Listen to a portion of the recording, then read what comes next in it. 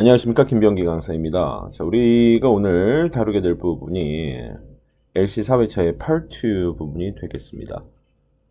자, 어떻게 식사들은 잘 하셨는가 모르겠습니다. 예, 배고프시면 또 공부 안 되잖아요. 예, 적당히 드시고, 예, 또 그렇다고 우리가 또 이렇게 리뷰를 하는 가운데 또 너무 많이 드셔서 자기 몸에서 영혼이 이탈하는 그러한 현상을 느끼면서 그와 사투를 벌이면서 공부하는 것만큼 또 곤욕스러운 일도 없죠. 예.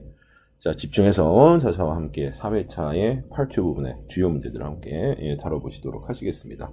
자, 일단 8번 문제부터 같이 한번 들어보시도록 하시죠. Number 8.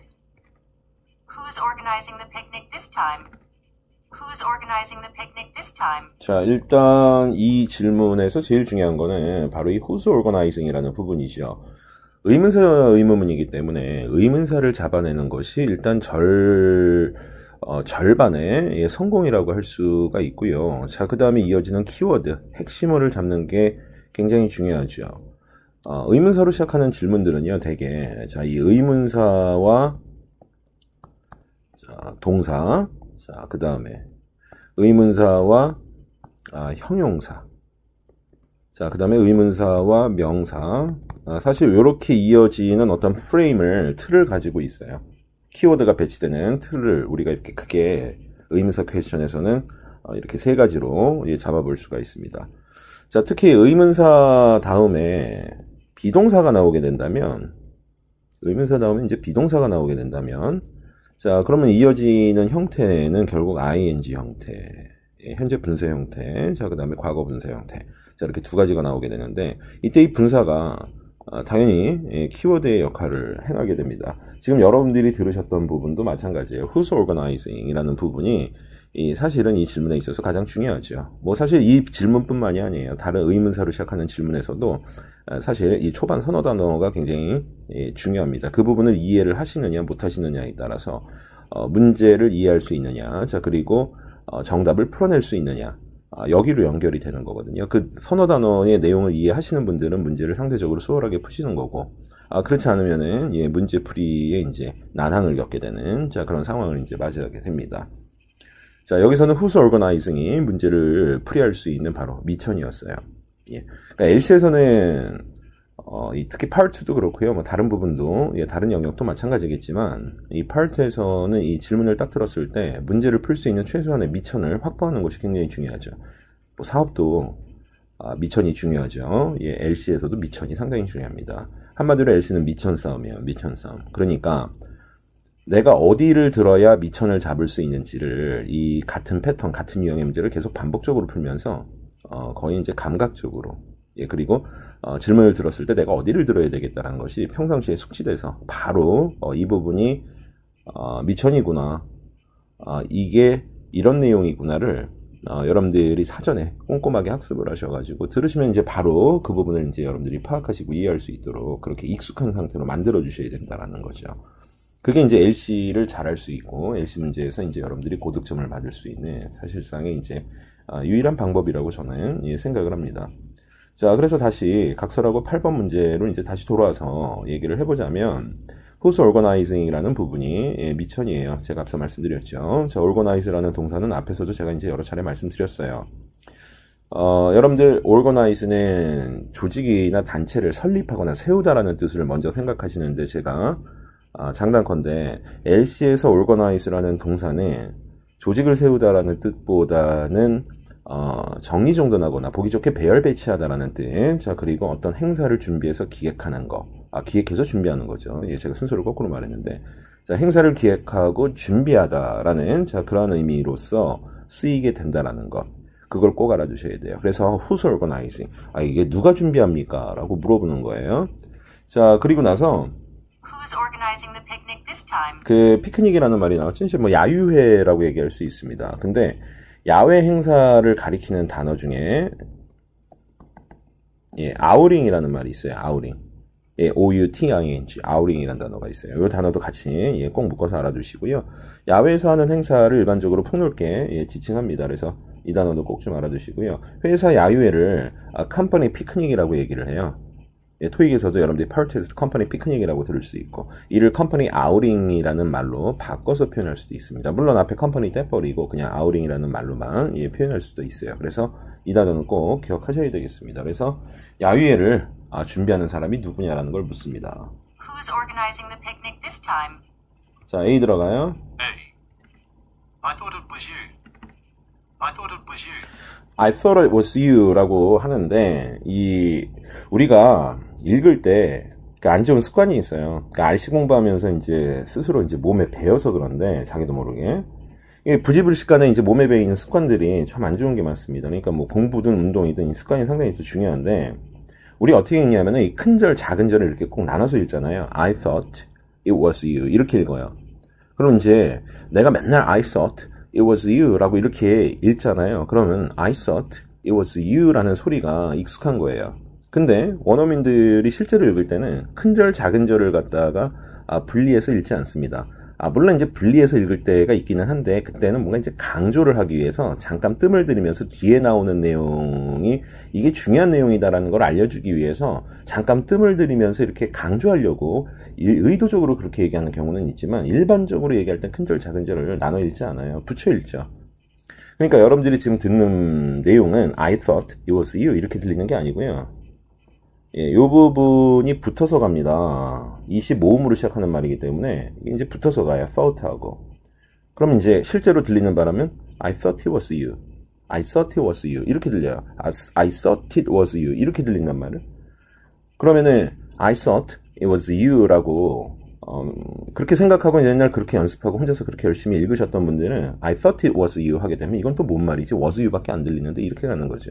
그래서 이제 여러분들이 충분히 어느 정도 다 알고 있고 단어도 알고 뜻도 알고 이렇게 스크립트를 보면은 다 아는 내용인데 막상 소리로 들을 때 잘 안 들리는 것 중에 하나가 이 덩어리 발음에 약해져서 그러니까 항상 LC 할 때 여러분들 꼭 필수사항 꼭 따르셔야 되는 거. 단기간 내에 여러분들이 청취력을 빨리 키우기 위해서 여러분들이 꼭 기억하셔야 되는 거. 덩어리 발음에 익숙해지시라는 거죠.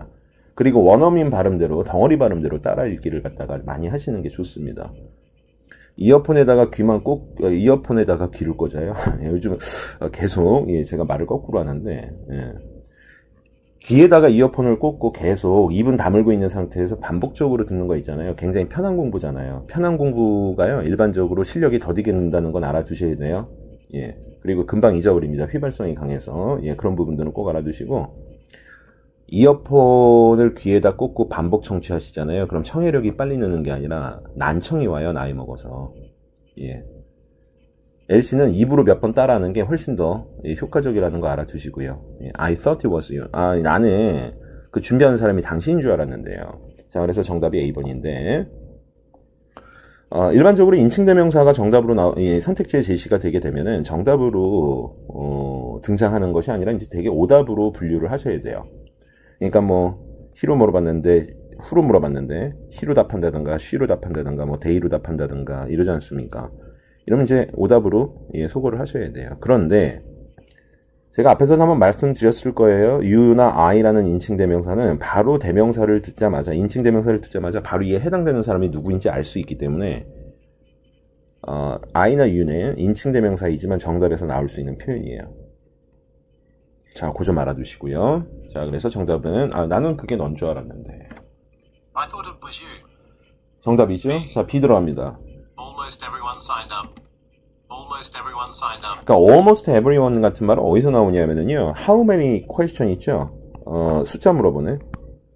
특히 이제 how many 다음에 사람을 지칭하는 복수명사가 왔을 때 그때 간접적인 답변으로서 여러분들이 알아두셔야 되는 형태가 바로 B번 같은 형태예요. almost everyone. 구체적으로 숫자는 안 나오죠. 하지만 답은 될 수 있죠. 야, 몇 명이나 등록했니? 그랬더니 almost everyone signed up. 거의 대부분의 사람들이 등록했습니다. 서명했습니다. 이렇게 얘기하는 거죠. 자, 그래서 almost everyone이 들어가는 선택지는 how many 사람에 해당하는 가산복수명사가 나왔을 때 정답으로 제시될 수 있는 표현이다라는 거 알아두시고요. who questions는 올리지 않죠. 자, 그 다음에 C번 들어갑니다. Almost everyone signed up. C. At the local organic stores.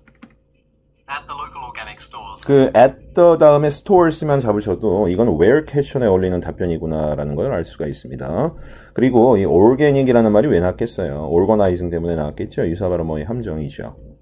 참고로 organic은 유기농을 말하는 단어입니다. 그래서 유기농 상점을 organic stores라고 얘기를 합니다. 자, 따라서 C도 자, 오답으로 솎아내셔야 되겠습니다. 자, 그리고 등록하다라는 표현이 있었죠. sign up이요. 예. 정확히 말하면 이제 sign up for 다음에 이제 등록하거나 서명하는 대상이 나오죠. 예, register이라는 동사와 register for 이렇게 같은 의미를 지니고 있는 표현도 알아두시고요. 그 다음에 이제 또 등록하다 그러면 enroll in이라는 자, 이런 표현도 같이 묶어서 알아두셔야 될 필요가 있습니다. 자, 이렇게 해서 8번 문제는 마무리를 짓도록 하겠습니다. 자, 이어서 우리가 다루게 될 문제가 10번 문제가 되겠습니다. 자, 음원 들어갑니다. Number 10. Did you hear about the new refund policy? Did you hear about the new refund policy? 일단 뭐 did you hear about이라고 얘기하면은 뭐뭐에 대해서 들으셨어요? 소식 들으셨어요? 이런 얘기죠. 혹은 뭐뭐에 관해서 들으셨어요? 이런 얘기인데 자, 일단 얘도 패턴이에요. 그러니까 이렇게 덩어리채로 익숙해지시는 게 좋습니다. 그냥 한 단어처럼 Did you hear about 하고 그냥 이렇게 알아두세요. 이런 표현도 있죠. Have you heard about? 그죠? 예. 자, 이렇게 나오는 패턴도 있어요. 자, 그러니까 같이 이렇게 묶어서 알아두세요. Did you hear about something? Have you heard about something? 이렇게 묶어서 두 개 패턴을 하나의 단어처럼 익숙해지시면은 여러분들이 Part 2 문제 푸실 때 분명히 도움받으실 때가 올 겁니다. 자, 왜냐하면 이게 덩어리채로 알아두면은 그냥 한 단어를 듣고 이해하는 것처럼 그냥 말은 길지만 그냥 한 단어처럼 듣고 빨리 이해를 하게 돼요. 그러면 자연스럽게 여러분들이 속도, 원어민이 말하는 속도에 뒤처지지 않고 바로 이 전치사 뒤에, about 뒤에 나오는 이 something이 무엇인지에 초점을 맞추게 됩니다. 속도에 밀리지 않으면서. 자, 지금 같은 경우는 바로 Did you hear about the new refund policy? 그렇죠. refund policy죠. refund policy. new refund policy. 새로운 환불 방침이 되겠습니다. 자, 그래서 새로운 환불 방침에 대해서 어떻게 좀 들어보셨어요? 이런 내용인데요. 자, 선택지 들어갑니다. A. Yes, it's about 25 euros each. Yes, it's about 25 euros each. 자, 일반 의문문에서 yes나 no라는 1차 답변이 등장하는 것은 전혀 이상한 일이 아니에요. 자, 그리고 yes, no라는 1차 답변만 가지고 지금의 선택지의 내용이 정답일지 오답일지 역시 판단할 수가 없습니다. 자, 중요한 건 yes나 no라는 답변이 지니고 있는 의미와 뒤이어서 등장하고 있는 부연 설명이 의미하는 바가 서로 일맥상통해야 정답이 되는 것이고 그렇지 않으면 오답이 되는 것이죠. 자, 그렇기 때문에 사실 yes, no라는 답변보다 뒤이어서 등장하는 부연 설명의 내용을 파악하는 것이 굉장히 정답, 오답을 파악하는 데 있어서 중요한 그런 요소라고 볼 수가 있어요. 자, 지금 yes라고 긍정적인 답변을 취했는데 이 얘긴즉슨 새로운 환불 방침에 대해서 들어본 바가 있다라는 긍정적 답변입니다. 자, 그런데 뒤이어서 등장하는 부연 설명의 내용을 들어보시면은 Yes, it's about 25 euros each. 예, 각각 대략 25유로입니다 라고 얘기를 하고 있는데 이렇게 25유로라는 말이 나와버리면 자, 이 경우는 결국에는 가격이나 비용을 나타내는 말이 될 것인데요. 자, 지금 일반 의문은요, 구체적인 가격이나 비용을 물어보는 질문이 아니에요. 새로운 환불 방침에 대해서 들어본 바가 있는지 없는지 일반 의문답게 새로운 환불 방침에 대해서 들어본 바가 있는지 없는지 그 가부를 묻고 있는 겁니다. 자, 그렇기 때문에 A는 자, 바로 오답으로 소거를 하셔야 되겠고요. 자, 그리고 우리가 이 refund이라는 말, 환불이라는 말 들으면 왠지 돈이 떠오르지 않습니까? 얼마만큼의 환불일지 이것이 연상이 된단 말이에요. 그래서 A에 구체적으로 25유로라는 이 비용을 집어넣어놨잖아요. 수치를 집어넣지 않습니까? 이걸 왜 집어넣냐면은 질문에 나와 있는 이 refund이라는 단어를 통해서 연상할 수 있기 때문에 집어넣은 거죠. 그래서 A에는 연상어의 함정까지 포함이 되어 있는 오답이라는 것을 우리가 파악할 수가 있습니다. 자, 이어서 선택지 B의 내용 들어보시도록 하시겠습니다. B. No one has told me. What is it? No one has told me. What is it? 자, B에서 뭐라고 얘기를 했냐면요. No one has told me라고 이야기했습니다. 자, 여기서 말하는 no one이라는 말은 당연히 노원구를 뜻하는 말이 아니죠. 예, 죄송합니다. 자, no one has told me는 아무도 새로운 환불 방침에 대해서 나에게 이야기해 준 사람이 전혀 없었다라는 내용이죠. 이 결과적으로는 새로운 환불 방침에 대해서 전혀 들어본 바가 없다라는 no라는 부정 답변과 일맥상통하는 표현이라고 할 수가 있겠습니다. 자, 새로운 환불 방침에 대해서 들어본 바가 없으니 궁금하지요. 자, 그러니까 자연스럽게 상대방에 대한 반문이 이루어지고 있어요. No one has told me. What is it? What is it? 그러니까 새로운 환불 방침이라는 게 뭔가요? 라는 자, 그런 내용으로 이어지고 있다는 건데요. 자, 질문에 대한 적절한 내용을 지니고 있는 이 B가 문제에 따른 정답이라고 할 수가 있습니다. 자, 그리고 제가 앞서서 반문형 선택지의 정답 비중이 상당히 높은 편이다라는 자, 시험의 경향에 대해서 제가 말씀드렸죠. 자, 여러분들이 이 부분 꼭 상기하시고요. 자, 경우에 따라서 좀 답이 막막하다. 자, 내용을 좀 많이 놓쳤다. 자, 이런 판단이 섰어요. 근데 어떻게든 또 정답은 맞춰놔야 되겠고, 이가 안 되면 또 잇몸으로라도 어떻게 버텨내봐야 되겠고, 최대한 어떻게 정답은 많이 맞출수록 좋겠는데, 자, 그런 상황에 직면하셨을 때 여러분들이 활용하실 수 있는 팁 중에 하나가 바로 반문형 선택지가 정답 비중이 높다라는 거죠. 여러분들이 활용할 수 있는 주요 팁 중에 하나라고 저는 생각을 합니다. 자, 혹시 여러분들 선택지에서 반문형 선택지가 제시되는 경우에는 자, 그 선택지가 정답일 가능성이 상당히 높겠다라는 자, 그러한 생각을 하실 수 있어야 됩니다. 만약에 지금 문제도 선택지 B가 반문형 선택지이기 때문에 이게 정답일 가능성이 상당히 높겠다라고 여러분들이 이 B를 강력하게 정답이라 생각을 하셨다면 정말 잘하신 거예요. 아주 박수 쳐드리고 싶습니다. 아는 건 아는 대로 풀어주고, 자, 모르면 또 여러 가지 팁을 활용해서 어떻게든 또한 맞춰주고, 이러한 것들이 적절하게 믹스가 됐을 때 이 파트에서는 제일 좋은 성적이 나올 수가 있습니다. 자, 그럼 선택지 C의 내용 들어보시도록 하실게요. 자, 이어서 우리가 다루게 될 문제가 14번 문제가 되겠습니다. 자, 음원 먼저 들어보실게요. Number 14. Do you want me to reschedule the meeting or just cancel it? Do you want me to reschedule the meeting or just cancel it? 예, 선택 의문문이고요. 자, 그리고 제가 앞서서 계속해서 말씀드렸던 Do you want me to라는 패턴이 다시 한번 등장을 하고 있습니다. 자, Do you want me to라는 패턴은 제가 하나의 단어처럼 숙지하시라고 그랬죠. 그래서 들으시자마자 바로 머릿속에서 당신 내가 투이하기를 원해 하고 물어보는 의미라는 것을 바로 여러분들이 캐치하실 수 있도록 실시간으로 바로 그 의미를 떠올리실 수 있도록 하나의 단어처럼 숙지해 주십시오 라고 제가 당부를 드렸었습니다. 그 다음에 이제 또 여러분들이 선택 의문에서 가장 흔하게 볼 수 있는 패턴이 바로 이런 패턴이에요. 특정한 품사의 어휘가 5월을 사이에 두고 반복적으로 제시되는 자, 그러한 패턴이라고 할 수 있는데, 자, 지금 같은 경우는 reschedule가 바로 cancel이 그에 해당된다라고 보시면 되겠습니다. 물론 품사는 다양하죠. 대표적으로 또 여러분들이 선택 의문에서 많이 접하실 수 있는 이런 패턴에서 명사 A or 명사 B의 형태 여러분들 많이 접하실 수 있어요. 자, 명사 A or 명사 B의 형태. 자, 그 다음에 지금처럼 동사 A or 동사 B의 형태. 자, 그 다음에 형용사 A or 형용사 B의 형태. 그러니까 대표적으로 이제 이런 패턴들은 이러한 같은 품사의 반복되는 어휘들을 여러분들이 잡아내시면 이 사실상 선택 의문의 의미를 파악하시는 것은 크게 무리가 없습니다. 지금 같은 경우는 이제 reschedule가 이제 cancel을 잡아내시는 것이 가장 이제 관건이라고 할 수가 있어요. 물론 지금 여러분들이 영국식 발음으로 들으셨기 때문에 자, 영국식 발음에서는 reschedule이라는 발음이 자, 이 SCH 발음을 갖다가 자, 이 쉐라는 발음으로 통합해서 발음을 하기 때문에 미국 발음처럼 reschedule이라고 발음하는 게 아니라 reschedule이라고 발음을 한다라는 그 발음적 특징도 여러분들이 꼭 구분해서 알아두셔야 되겠습니다. 자, 그래서 이 선택 의문문은요, 결과적으로 reschedule the meeting or just cancel it. 다시 말해서 회의 일정을 다시 잡을 것이냐 아니면 취소할 것이냐, 그걸 내가 하기를 원하느냐라고 묻는 자, 그러한 내용의 선택 의문이라는 걸 알 수가 있습니다. 자, 가장 중요한 키포인트는 바로 reschedule or cancel입니다. 회의 일정을 재조정하느냐 아니면 취소하느냐, 자, 이것을 물어보는 것이 가장 핵심적인 자, 그러한 부분이라고 할 수가 있어요. 자, 그럼 선택지 A부터 한번 내용을 들어보시도록 하실게요. Do you want me to reschedule the meeting or just cancel it? 자, A 들어갑니다. A.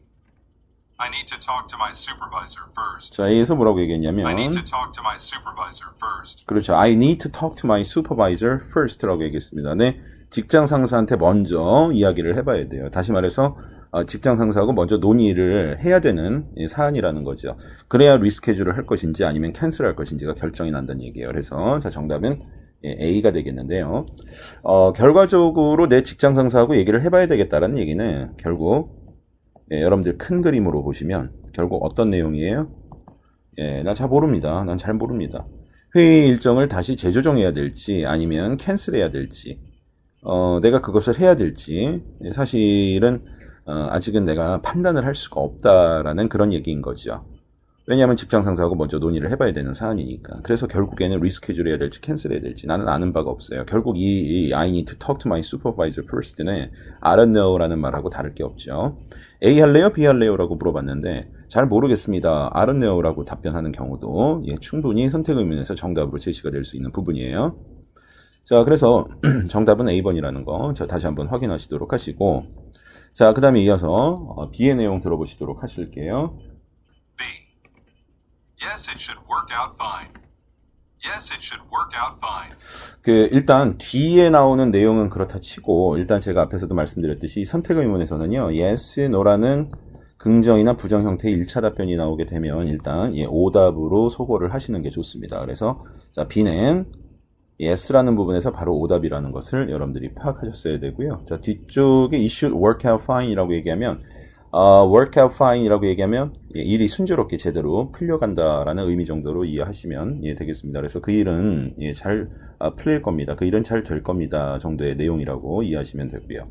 자, 이어서 마지막 선택지 C를 들어보도록 하겠습니다. C. I want to see him later today. I want to see him later today. 자, I want to see him later today는 결국 리스케줄이냐 캔슬이냐 이 핵심어하고는 맞지 않는 내용이라는 거는 여러분들이 바로 파악하실 수 있을 겁니다. I want to see him이라고 얘기하면 일단 나는 그를 만나고 싶다라는 내용인데 일단 리스케줄 할 것이냐 캔슬 할 것이냐 이 내용하고는 맞아떨어지지 않는다라는 거 일단 이 부분까지만 여러분들이 들으셔도 알 수 있고 자, 그 다음에 두 번째 자, 앞에서도 말씀드렸죠. 파트에서 생각보다 많이 나오는 정형화된 오답 패턴 바로 대명사홀입니다. 자, 질문에서 특정한 남자가 언급된 바가 없는데 그 남자를 지칭하는 인칭 대명사인 힘이 등장할 수가 없다라는 거죠. 그래서 두 번째로 여러분들이 선택지 C의 내용이 오답이라는 것을 쉽게 파악할 수 있는 부분이 바로 그 남자를 지칭하는 인칭 대명사, 목적격 인칭 대명사죠. 이 힘이 등장하는 부분을 통해서 C가 다시 한번 오답이라는 것을 확인하실 수가 있어요. 그래서 자, 정답은 A가 되겠습니다. 자, 이렇게 해서 14번 문제 마무리를 짓도록 할게요. 자, 이어서 우리가 다뤄보게 될 문제는 15번 문제가 되겠습니다. 음원부터 들어보실게요. Number 15. I can help you fill out the registration form. I can help you fill out the registration form. 전체적으로는 내용이 이렇게 어렵지 않은 평서문이었습니다. 뒷내용보다는 앞내용이 중요하죠. 파트에서는 일반적으로 그렇습니다. 평서문이든 일반 의문이든 의문사로 시작하는 의문문이든 사실 초반 선호 단어의 내용을 이해하느냐 못하느냐에서 문제를 풀어낼 수 있느냐, 정답을 선택할 수 있느냐의 절반 이상이 그 부분에서 이제 결정된다고 볼 수가 있어요. 자, 지금 같은 경우도 뒷내용보다는 앞내용이 중요하죠. 왜냐하면 앞부분에서 무슨 내용이 나왔냐면요. I can help you. I can help you가 나왔거든요. 내가 당신을 도와드릴 수 있다라는 얘기예요. 이 얘기를 다시 하자면은 상대방한테 도움을 줄 수 있다고 상대방에게 도움을 제안하는 겁니다. 자, 그렇다면 여러분들이 만에 하나 뒷내용을 놓치셨다 하더라도 결국 이 평서문에 대한 답변은 상대가 제안하는 도움을 받아들일 것인지 받아들이지 않을 것인지 그에 따른 가부 답변이 중심이 되어서 제시될 것이라는 걸 알 수가 있어요. 그래서 여러분들이 뒷내용 놓치셨다 하더라도 당황하지 마시고 선택지에서 상대가 제안하는 도움을 받아들일 것인지 말 것인지 그에 따른 가부 답변으로서 어떤 내용이 제시되는지 그 부분에만 집중해서 여러분들이 들어주시면 되는 거였죠. 자, 그래도 이제 우리가 리뷰를 하는 거니까 자, 뒷내용을 그냥 무시하고 넘어갈 수는 없죠. 그래서 뒷내용까지 다 잡아보도록 하겠습니다. I can help you fill out the registration form. 그 fill out이라는 말은 서류를 작성할 때 여러분들이 매번 접하시는 표현이니만큼 기본적으로 꼭 알아두셔야 되고요. registration form이라는 건 이제 등록 양식입니다. 특히 form이라는 단어는 토익에서 여러분들이 form이라는 단어를 접하실 때 이 모양이라든가 형태라든가 이런 의미를 먼저 떠올리시기보다는 서류의 양식을 먼저 떠올리시는 것이 바람직하다고 할 수가 있어요. 자, 그럼 전체적으로는 상대방이 등록 양식을 작성하는 걸 내가 도와드릴 수 있어요. 이런 얘기인 거잖아요. 자, 그럼 그에 따른 가부 답변에 초점을 맞추면서 선택지를 들어보도록 할게요. 자, A부터 들어보도록 하겠습니다. 자, 이어서 선택지 A 내용 들어보도록 하겠습니다. A. I think I can manage myself.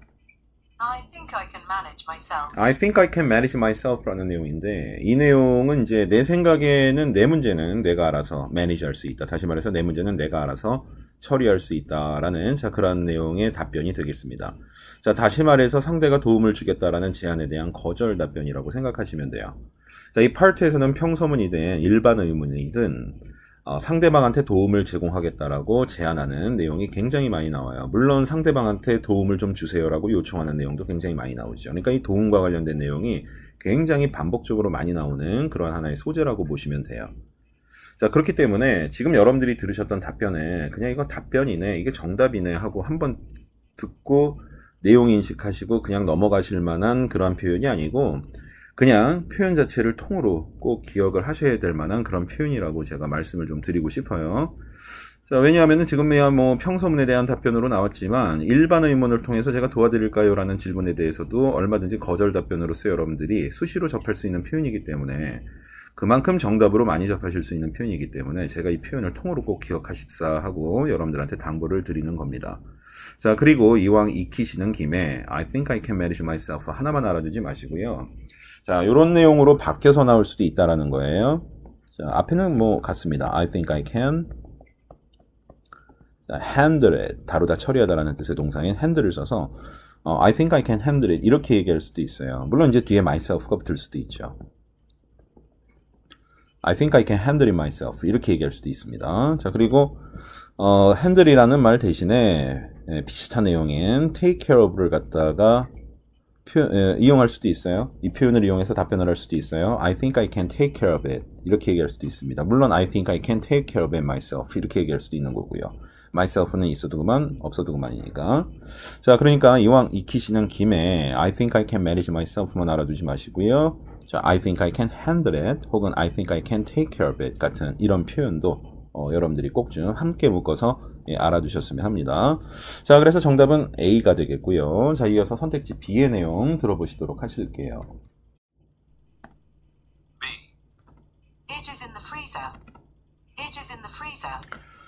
자, B의 내용은 It is in the freezer라고 얘기했습니다. 자, 영국식 발음이라서요. 이 냉동실, 냉동고를 뜻하는 freezer에서 이제 R 발음이 좀 죽죠. 그래서 freezer 이렇게 들리는 게 아니라 freezer 이렇게 들려요, 내용이. 자, 그리고 여러분들이 들으실 때 자, it is 이렇게 끊어서 이제 자꾸 발음들을 하셔서 it is 이런 발음이 익숙하실 텐데요. 이렇게 붙여서들 많이 읽는단 말이에요. 원어민들은 이 비동사 is가 모음으로 시작하기 때문에 연음이 이루어질 수밖에 없어요. 그런데 영국식 발음에서는 T 발음 자체를 그냥 본래 T 발음 그대로 발음을 하지, 미국 발음처럼 모음과 같이 연계된다고 해서 뭐 부드럽게 발음하지요. 그걸 뭐 유음화 현상이다 이제 우리가 이렇게 이야기를 합니다. 말 그대로 부드러운 음으로 이제 바꿔서 발음을 한다라는 건데, 영국식 발음은 T 발음에 대한 그 유음화 현상이 없어요. 그러니까 연음이 it is, 그죠? 이렇게 it is 이렇게 발음이 나오죠. it is 이런 발음이 아니라 it is. 그래서 지금 여러분들 들어보시면 it is in the freezer 이렇게 발음이 나와요. 한 단어처럼 묶어서 가는 거죠. 다 모음으로 시작하잖아요, 지금. 그러니까는 it 다음에 is가 붙어서 가고 is 다음에 전치사 in이 붙어서 가고, 그러니까 실제 나오는 발음은 it is in the freezer이 아니고 it isn't 하고 이렇게 한 단어처럼 발음한단 말이에요.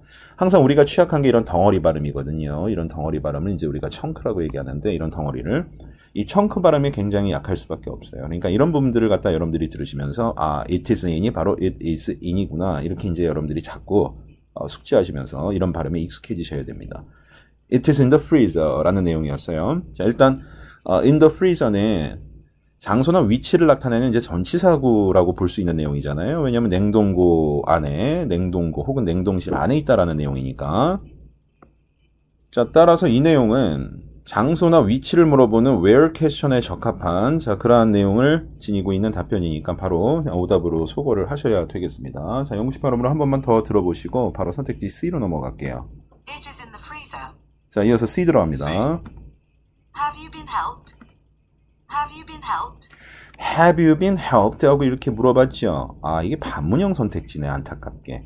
그러니까 반문형 선택지가 정답 비중이 상당히 높아요. 예, 제가 일반적으로 시험을 봤을 때의 어떤 그런 경험의 바탕을 두고 대략적으로 이제 통계를 한번 내보면 이 반문형 선택지는 대략 한 70% 정도의 정답률을 지니고 있다 정도로 저는 이렇게 얘기를 할 수 있을 것 같은데, 이제 문제는 뭐 나머지 30%, 20, 30% 정도예요. 정답률이 저는 한 7, 80%에 육박한다고 봐요. 자, 뭐 20, 30%에 걸려서 틀렸다면, 이거 뭐 재수가 좀 없는 거죠. 예. 뭐 이런 속된 표현 써서 죄송한데, 좀 재수가 없는 건데, 자, 그렇다 하더라도 일단 우리는 그 A 선택지의 내용, I think I can manage myself가 정답이라는 거 확실하게 이제 잡아냈으니까, 자, C는 오답이라는 거 알 수 있어요, 사실. 반문형 선택지를 하더라도. 만약에 이 내용까지 알아들으셨다면, 뭐 100% 확실히 오답이라는 거 알 수 있습니다. 자, 지금 도움을 받은 상태인지 아닌지를 묻고 있는데요. 사실 have you been helped라는 말은 언제 나올 수 있는 답변이냐면, 여러분들 뭐 레스토랑 같은 데 가시잖아요.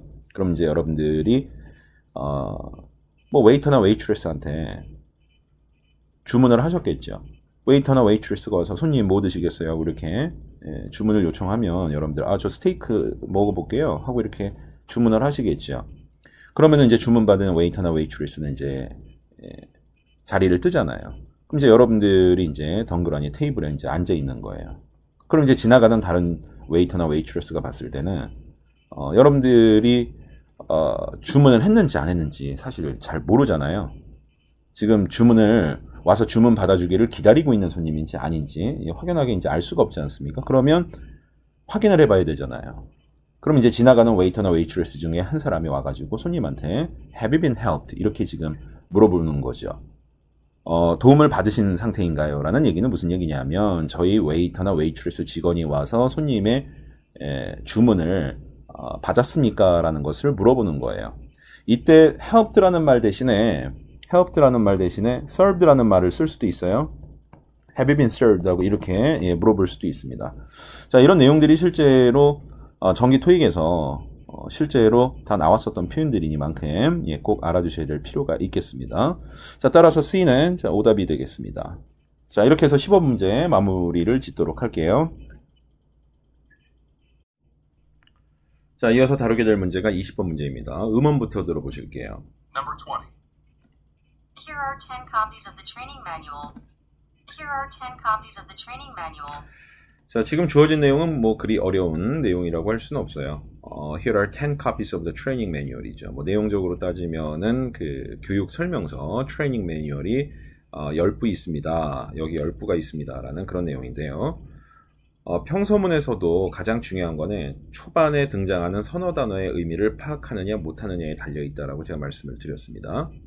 자, 지금 평서문에서도 가장 중요한 키포인트, 청해 포인트가 바로 그래서 Here are 10 copies예요. 이 부분이 가장 중요합니다. 자, 그리고 카피라는 말을 사본이라는 뜻으로만 알아두시는 분이 있는데 카피는 사본도 되는데 권이나 부를 뜻하는 단위명사로도 쓰여요. 권이나 부라는 단위명사로도 쓰인단 말이에요. 그래서 경우에 따라서는 사본일 수도 있고 경우에 따라서는 권이나 부를 뜻하는 말도 될 수 있다는 거는 추가적으로 좀 알아두시는 게 좋습니다. 모든 카피가 다 사본이라는 뜻으로 나오는 건 아니니까. 물론 지금 같은 경우는 이게 사본 10장이냐 아니면은 10부냐 10권이냐 이거를 따지는 게 중요하진 않아요. 일단 중요한 건 Here are 10 copies. 여기 10copies가 있습니다 라고 이해하시는 게 중요한 거죠. 자, 그러면 제 생각에는 뒤쪽에 트레이닝 매뉴얼이 교육 설명서니까 자, 이 경우를 이 교육 설명서라는 부분을 고려를 하시면 10부나 10권 정도로 해석하시는 게 더 낫지 않을까라고 생각을 해봅니다. 자, 그러면 일단 10부라고 일단 우리가 생각을 하고 들어가 볼게요. 자, Here are 10 copies. 여기 10부가 있습니다 라는 내용이에요. 자, 그러면 선택지 A를 들어볼게요. A. Mr. Rono also signed up yesterday. Mr. Rono also signed up yesterday. Mr. Ono also signed up yesterday라고 얘기했습니다. 영국식 발음이었죠. 자, 오노 씨도 또한 signed up.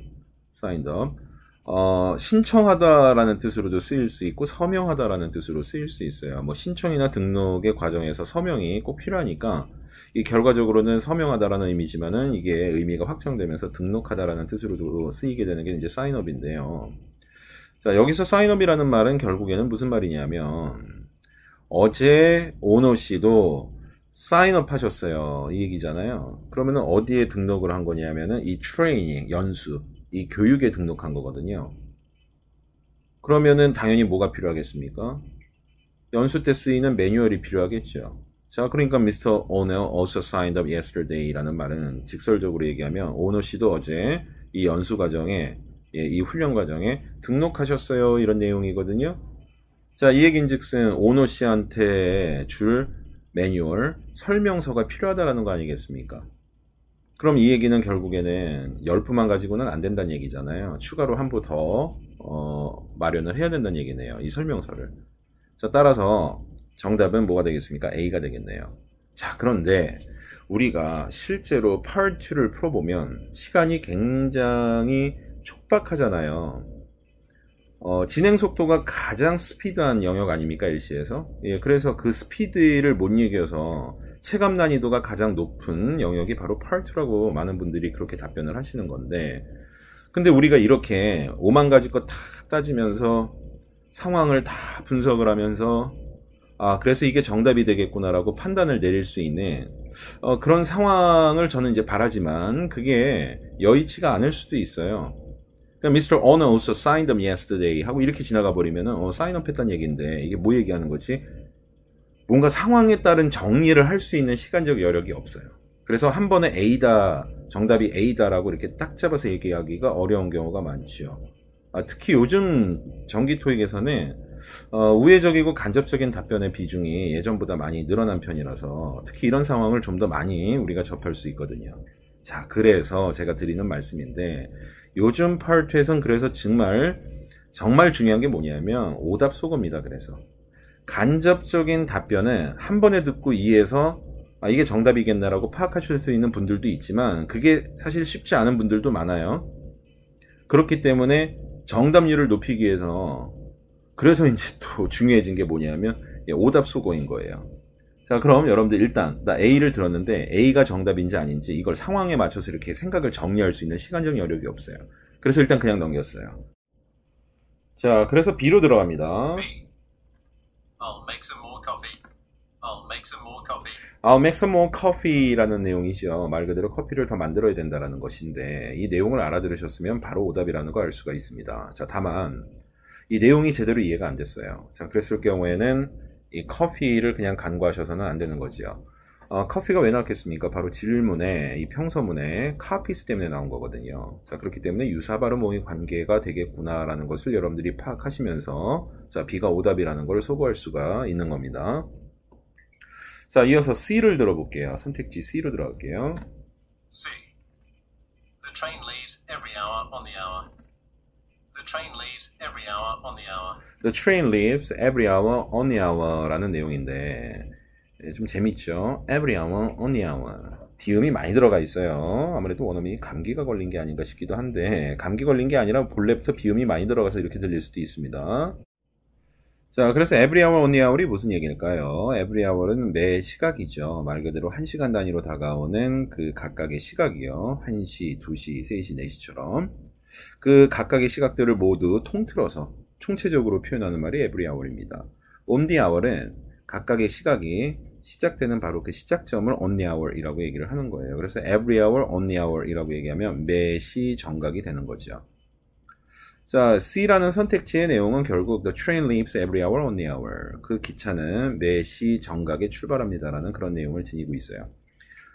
기차 출발 시간을 물어보는 when question에 적합한 내용이라는 걸 알 수가 있죠. 자, 그렇기 때문에 일단 내용적으로 오답이라는 걸 알 수가 있어요. 자, 그런데 내가 이게 내용 이해가 제대로 안 돼요. 딱 들었는데 자꾸 every hour on the hour 이것만 자꾸 머릿속에서 맴돌고. 자, 그랬을 경우에도 여러분들이 뭐 좌절하시거나 포기하실 필요가 없죠. The train leaves. The train leaves. 예, 초반부에 the train leaves라고 얘기했을 때 이 train이 왜 나왔겠습니까? 바로 평서문에 나와 있는 이 트레이닝 때문에 나온 것이요. 유사 발음 함정이 포함되어 있는 선택지라는 것을 바로 파악하실 수가 있어요. 그래서 내용을 완벽하게 이해를 못하셨다 하더라도 일단 유사 발음 오해 함정이 포함되어 있는 오답이라고 생각해서 C를 오답으로 솎아낼 수가 있다는 거죠. 자, 그럼 두 개의 선택지를 오답으로 솎아내면 남는 A가 자연스럽게 정답이 되는 겁니다. 자, 요즘 정기 토익에서는 제가 앞에서도 말씀드렸듯이 간접적이고 우회적인 답변의 비중이 높다 보니까 한 번에 들어서 정답인가 아닌가를 판단하기가 좀 애매한 경우가 상당히 많아요. 예, 그래서 오답 속어 능력이 갈수록 중요해지고 있습니다. 더군다나 LC의 고득점을 위해서 펄2에서 좋은 성적을 받으셔야 되는 건 필수인데, 자, 그렇다면 펄2에서 간접적이고 우회적인 답변의 비중이 점차 높아지고 있다는 경향을 여러분들이 고려하셨을 때 항상 펄2 리뷰하실 때는 그냥 답만 체크하지 마시고요. 오답이 왜 오답이 됐는지 그 오답 분석을 꼭 하시고 넘어가시면서 오답을 파악하실 수 있는 오답 소거 능력을 극대화시키셔야 돼요. 그렇지 않으면 요즘 펄2에서는 좋은 성적 받으시기가 어렵습니다. 자, 이렇게 해서 20번 문제 마무리 짓도록 하겠습니다. 자, 이어서 우리가 접하게 될 문제는 24번 문제입니다. 음원부터 들어보실게요. Number 24. Do you know how late the food court stays open? Do you know how late the food court stays open? Do you know how late the food court stays open? 이라는 내용의 질문인데요. 자, 여러분들이 하나 알아두셔야 될 게, 자, do you know로 시작하거나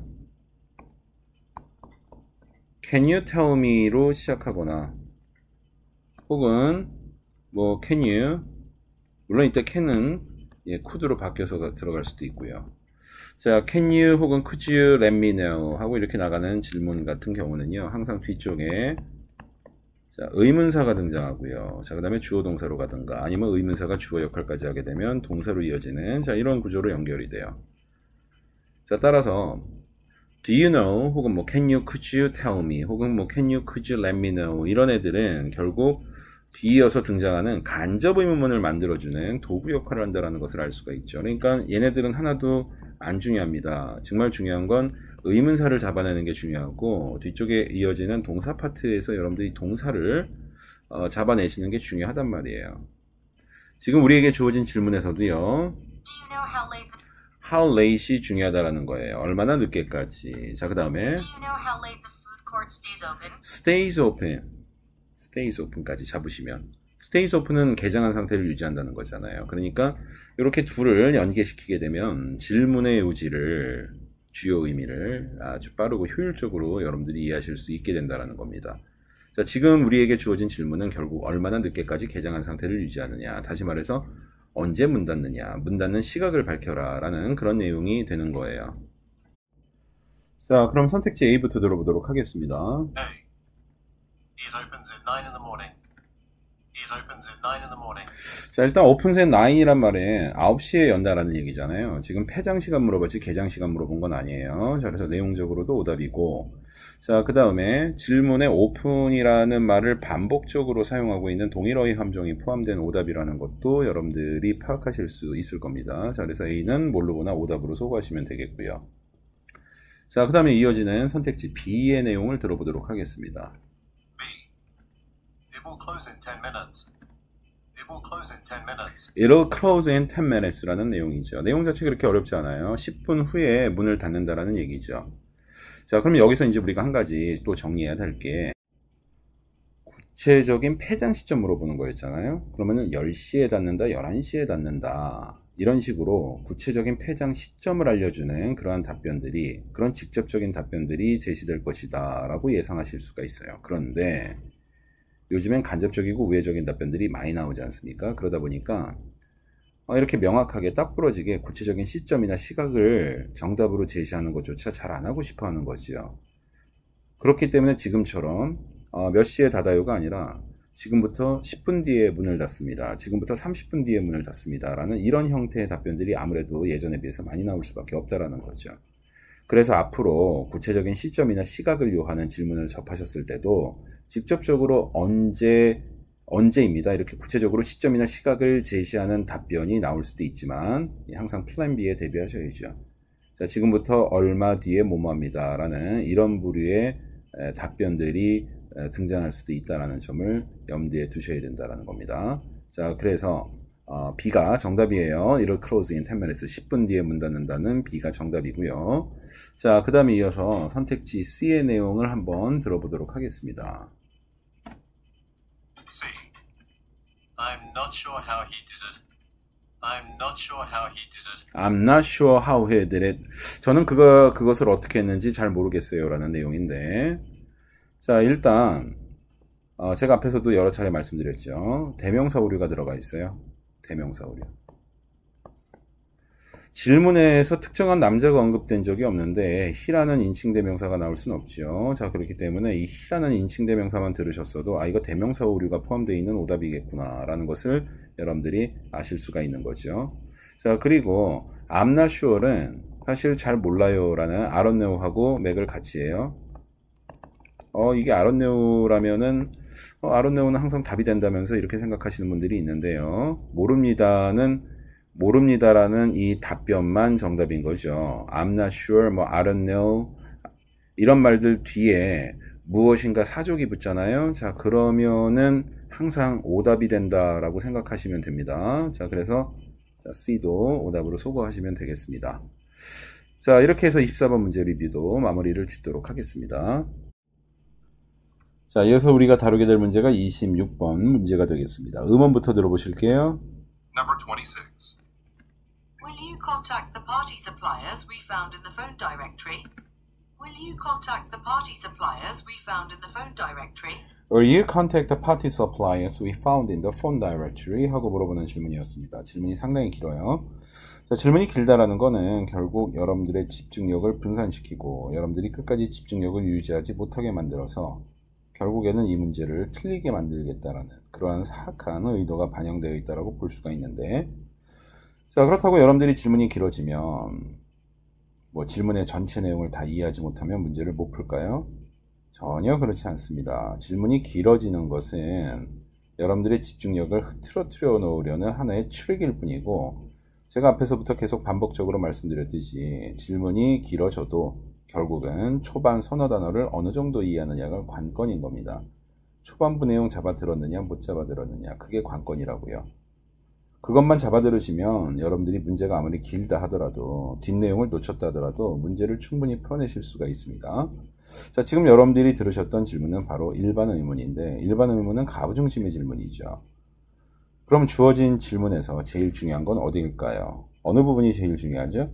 바로 이 부분이 제일 중요한 겁니다. Were you contact라는 이 부분이 가장 중요한 거예요. 결국 이 질문의 요지는 너 연락할 거야 안 할 거야 라고 물어보는 거죠. 뒤쪽에 party suppliers라는 말은 크게 어려운 말 아니죠. 파티를 할 수 있도록 물품들을 공급하는 업체들을 party suppliers라고 이야기를 합니다. 자, 그러면 그 업체들한테 연락할 거야 안 할 거야, 결국 이게 이 질문의 요지라는 겁니다. 뒤에 내용 좀 놓치셨어도 전혀 상관없다라는 거죠.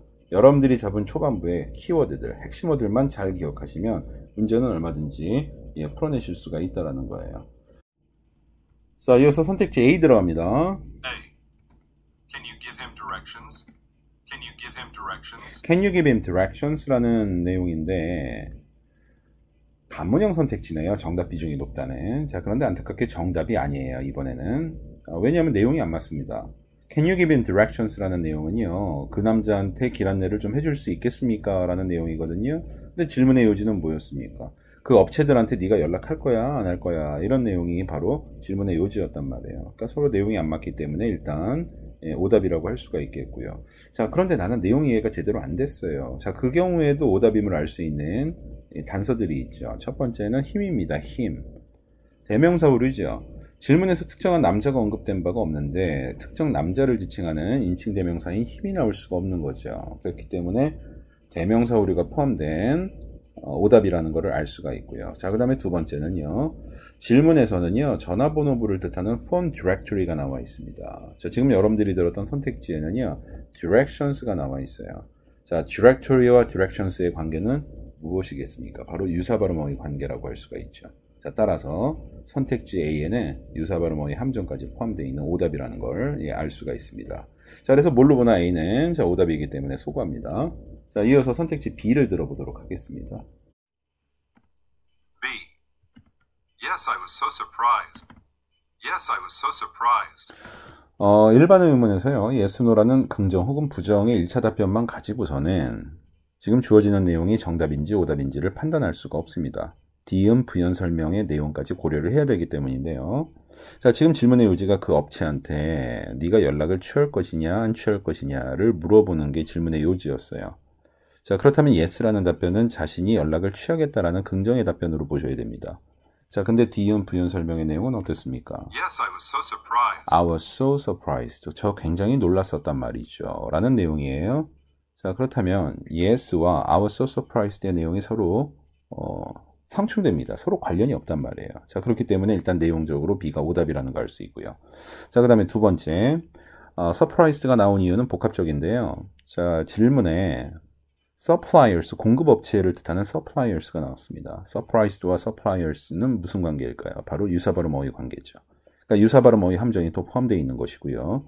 자, 또 한편으로는 이 놀랐다란에 surprised가 등장한 이유는 파티 때문에 그렇기도 해요. 여러분들 미국 영화 같은 데 보시면 주인공이 어둠이 깔려있는 사무실이나 방 안으로 문을 열고 들어서면 그 안에 숨어있던 사람들이 갑자기 서프라이즈 하고 이렇게 얘기하면서 파티를 합니다. 예, 그런 부분들까지 고려해서 굉장히 참 치밀한 오답입니다. 공들인 오답이에요. 예, 이거 뭐 제가 썼다고 해가지고 이렇게 뭐 공치 살려고 그러는 게 아니고, 예, LC는 뭐 제가 쓴 건 아니지만서도 이 문제를 만들 때 상당히 공을 들인 오답이라는 것이 자 이런 부분에서 좀 드러나는 것 같아서 제가 드리는 말씀입니다. 자, 그래서 B는 surprised는 suppliers의 유사발음어의 함정, 파티를 통해서 연상할 수 있는 surprised를 통한 연상어의 함정까지 복합적으로 포함되어 있는 오답이라는 거 다시 한번 확인하시고요. 자, 그 다음에 C번 내용 들어보도록 하겠습니다. C. I asked Brian to do it. I asked Brian to do it. 자, C는 I asked Brian to do it이라고 얘기를 하고 있는데요. 이 내용은 내가 브라이언한테 그 일을 맡아서 해달라고 이미 요청을 했다라는 내용이 되겠습니다. 자, 그렇다면은 업체한테 연락하는 일은 내가 아니라 브라이언한테 해달라고 요청을 했으니까 나는 업체한테 연락을 안 해도 된다라는 내용이 되겠습니다. 한마디로 no라는 부정답변에 해당되는 자 그러한 내용이 제시되고 있어요. 자, 그래서 정답은 C가 되겠습니다. 자, 이렇게 해서 26번 문제 마무리를 짓도록 하겠습니다.